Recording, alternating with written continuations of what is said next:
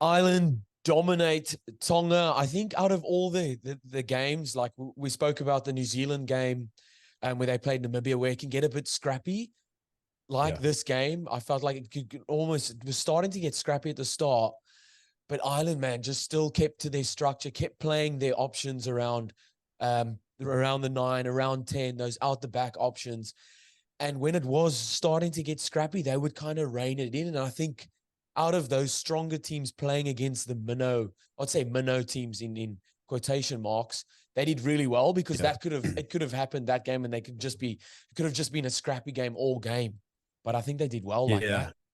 No, you're right, mate. Again, I like the New Zealand game. It was also like when you're playing against those lesser teams with the utmost respect, it's like you can get drawn into doing things that are uncharacteristic of your team and as an individual. And I think you're right. Ireland just had this game plan, really go outside it at all. You know, at the end of the day, mate, these games, you don't know what's coming from Tonga. You don't know what's coming from countries like Fiji. Yeah. Again, we've said it before, they're so unpredictable. So it's like you need 10, 15 minutes to suss out what they're going to do.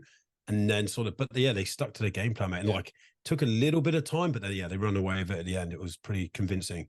I thought it was very fast paced at the start. And like I said, it was lots of scrappy, and like Tonga were competing for everything. And I think that's what kind of outdone them at the back end of the game, because they weren't going to keep up with that, man. That game was so fast. Those big Islander boys they weren't going to keep up with that. Look, it's something I used to probably exploit even as a player, and I'm sure you did as a 10, marching your team around. It's like, when they got a big pack or a big team, after like 60 minutes, you're probably gonna have 20 minutes at the end to try and, get your smaller players to dance around them. But I think from what I saw from Tonga, I just think at times, they're renowned for their big hits and stuff. I feel like sometimes they go looking for the big hit. Yeah. Like there was a try there. Just wrote it down. Just trying to think which one it was, but there was a try where I think the 9 went over, or was a pass back inside. Yes, I think, and I think it was Fifita, the 8, just instead of just sort of like holding his ground and just seeing where this ball was potentially going, he just had his eyes for the 9 and was just like, right, I'm just going to hammer this guy. I reckon if he just took a step back and sort of took a little bit of time, didn't look for that big hit, he potentially could have predicted what was going on. I think sometimes they get so drawn into making that big hit and like trying to lift the team, they create more opportunities for the opposition team at times. So, I think that was a little bit sort of that worked in Ireland's favour for sure. I think that's also where you get someone who's experienced as much as Johnny Sexton is, that can notice that, because they picked them apart where they're seeing that the Tonga were folding around like super fast and obviously coming off the line real fast, not staying in their line, kind of shooting out. And the ball's back inside, like back towards the ruck. They got found out 2 or 3 times there. That's how they scored as well. And then, like I said, that experience of Johnny Sexton to be able to sit back in that pocket and see what's happening and call those plays to run those back lines. Man, it's good. Yeah. And that's how they set up that, I think, their second try. Yeah. And Conor Murray at 9 as well, mate. He's been there for flipping years now. So you got Murray at 9, you got Sexton at 10, you've got the experience of Aki outside him. Like you said, Sexton's been around, and he broke the all-time record, point scoring record for Ireland in that game. But like, he's got experience, and like you said, not just him, but inside him you've got Murray, outside him you've got Aki. Now they both got caps under their belt and as well. So it's again, it's that experience. And the Tonga tried. Don't get me wrong, they tried. And they always do, these teams, but. The experience of those players definitely shone through. Yeah, it was it was good at the start, because, like I said, Tonga were competing for everything, and they were keeping up at the start, like just irritating Ireland around like them trying to build consistency with ball in hand. But Tonga were in it, all the rucks, pulling the 9 in, stuff like that. But then when the dam wall kind of broke, and I was like, fuck, man, it's just too easy giveaway things that happened. Was like, firstly, it was Conor Murray's up and under, or the box kick, and their winger knocked it from that scrum. I'm pretty sure it was from that scrum they ended up scoring, or from that play. Then the second one was a clearing kick, the second try, a clearing kick. James Lowe went to kick it. Solomon Akata like charged him down instead of charging the ball down. So they got a penalty all the way where the ball landed. They kicked out to touch, and they ended up scoring off the back of that. And it just shows like those two simple, like mistakes that you didn't have to make, unforced errors that lead, and then those strong teams are just going to capitalize on that, man. Well, that was the other drop ball as well, where Ireland picked it up and unfortunately had that slight knock on, which led to a try for, I think, Porter, the prop for Ireland. Which, yes, yeah. I think it was that try where, like, shout out to Porter, man, front row getting a try and getting it pulled up. But that was another simple knock on. Yes, Ireland knocked it on, but again, like if he would have picked that up, which he didn't, but if he would have, that's another try for just a simple mistake, you know. Yeah. So that's against teams like Ireland. So they came back for the scrum, and then Ireland off like 2 or 3 phases scored from that scrum. So like they still scored. It led to points. Yeah, exactly. Right, I have to touch on Mac Hansen's try. Like, mate. Again, also, yes, he had to come back in because running outside, he was right on the touchline. But like you say, Tongan play, like the guys are so focused on making those big hits.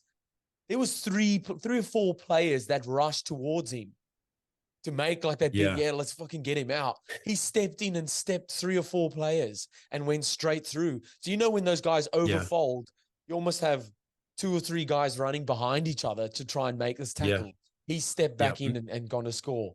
They overcommitted in that situation. But not only that, mate, you could see when Hansen stepped back in, he had a little bit of work left to do. And you see him sort of like pull himself in a bit, expecting some big hit from somewhere to come. And I remember it didn't come, but I did write that down as well. That try was pretty, again, like you see it a lot. These players just flying across thinking that wing is going to go into the corner, and they sort of overcommit. And as soon as they step off that right or left, it's game over. They're just running through like arms that are just left out in a wake. So now he's good. He's good, man. He's not the biggest winger in the world either. But he's definitely his story's pretty cool. How Australian rugby didn't want him, and then I don't know if you heard the commentator saying that he was just on his manager kind of shopped him around everywhere in the Super Rugby teams. No one wanted him, and he went with a couple of mates on a drinking trip around Europe, and somehow got caught up with a coach there, with a Connacht coach. Wow! And then got a start at Connacht, and then he's made his rise, and now he's playing for Ireland. Like, how good's that? That's crazy. That's the best, man. That's what it's all about. Hey, that's unbelievable. Love that. Bundee Aki, best center in the world at the moment. Yeah, I reckon, mate. He's got to be up there. That's for sure. His presence. I think we actually talked about it pre-World Cup. He's got wheels on him as well. He's a big unit. Yeah. You posted a photo. I'm pretty sure it was you posted a photo of him in the gym on your social. Mate. He is jacked to all hell. Yeah. Quick. I've seen a couple of his. Yeah, he's a big lad, but a couple dominant tackles on that. I think it was Aki as well. The other 12. I wonder if they're related. The same name. Yeah. I don't know. I was going to do some research into that, but completely forgot. But yeah, he's quick. He's got good footwork. He's powerful. He doesn't really make too many mistakes now, and he's got the skill set for a big lad as well. But 100%. I mean, what do you reckon? Best center in the world currently? He's so he's super important for them. Firstly, for their front football, he's always making the advantage line. But secondly, as a dummy runner. What I saw was they play the option ball where they'll hit the 12 or they hit the 10. The 12 is running short, or if they hit the 12, the 13's running short, and they've got the wingers wrapping around. And sometimes they'll do a double play like that. So they'll hit the 10, 12 comes short, there's a winger out the back, then 13 comes short, and then there's the fullback out the back. And they did that 2 or 3 times. He's so important with that because their centers, you can't move off him. Yeah, I think his first try, they moved off him and he went straight through. The second one, or the second option, they played that. They went to play him and played out the back because they saw that the Tonga's 2 centers like jammed in on him. I think with that, he's so important because, it's one of those things where it's like, he's such a threat on attack. You have to wait for him to see what he's going to do. You have to sit on him. And if you sit on him, you get a weak shoulder, and they do even play him. The tackle has to be so dominant because he's going to run your shoulder off. He's so strong like that. And that's when you've got an all-round player like that who can, you see it a lot in rugby league and rugby union. If you've got such a dominant figure, you see the defensive eyes. They're only on one person. And Aki is one of them because gets the ball, he breaks tackles. If he doesn't get the ball, you can't afford to not keep your eyes on him just in case. So that influence that he has on the field is massive. Like you said, super important for that Irish team. Absolutely. And on the other side, like on the flip side for Tonga, yes, it was their first game of the World Cup, so they could be dusting off a bit of cobwebs. How good is Charles Piutau on the kick return? Mate, just Holy his shit. footwork. Mate, Yeah. he again, obviously he's a Tongan lad. He's a big body, but my gosh, man, even that slow-mo replay when that step was so elusive, I fell for it in the replay as well, and I knew what was coming. He's one of those. I reckon we could have put him in one of the hottest players as well from the previous podcast. He's always clean cut, mate. He's always got his hair slicked over. But definitely, mate. There's a couple players I sort of pulled out that Havili at 10. I quite like. I think his goal kicking is going to be important for Tonga. And Fifita as well at 8. I did notice Malachi Fekitoa in the center, ex-All Black. I'm not sure how that works, because I know back in the day, once you got to, I think it was under 18 level in England, you've got to commit. So for example, Josh Matavesi, he had to commit to either England or Fiji. He committed to Fiji, which probably was a good idea. And once you play for Fiji, you can't play for England. But obviously, ex-All Black. Those rules have changed. The rules have changed. Okay. So you can't have played for your previous nation for like 3 years, I think it is. That's why all those guys are coming back to play for the Tonga. Like Charles Piutau played for All Blacks. Fifita played for All Blacks. All Blacks, that's right. Yeah. That's great, though. That's great. It gives them a chance, like they do move on with age and these new players come in, but got another World Cup under your belt. It's unreal. But I think, I was really impressed with Havili, I'm not going to lie. And obviously Piutau at the back, mate. You just can't beat a player like that. He's solid. Yeah, absolutely. I think they'll have to look and they'll take a lot from that. Like I've always said that I think you learn a lot more from a loss. But going in, like, their next game will be I think their Scotland game will be their Scotland game will be so important for them. They'll want to win that, and obviously try and beat Romania, which I think they will. I mean, the South Africa game, like, man, I don't see anyone beating South Africa, to be honest. No, look, I'll be like, to sum Tonga up, I really feel like if they get that part of their game fixed with those looking for the big tackles will come. It's a bit cliche, but they do. You're opening up gaps to international rugby teams. They're going to exploit them.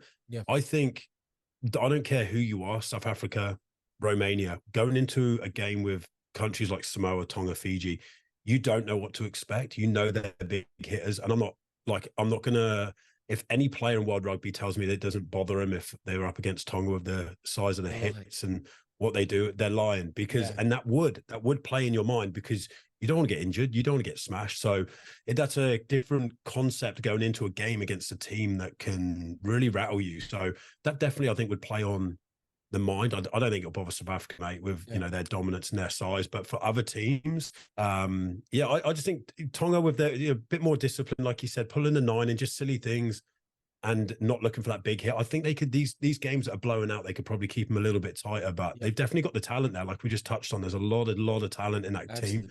Just about working together now and sort of like not doing those silly things. Yeah, absolutely.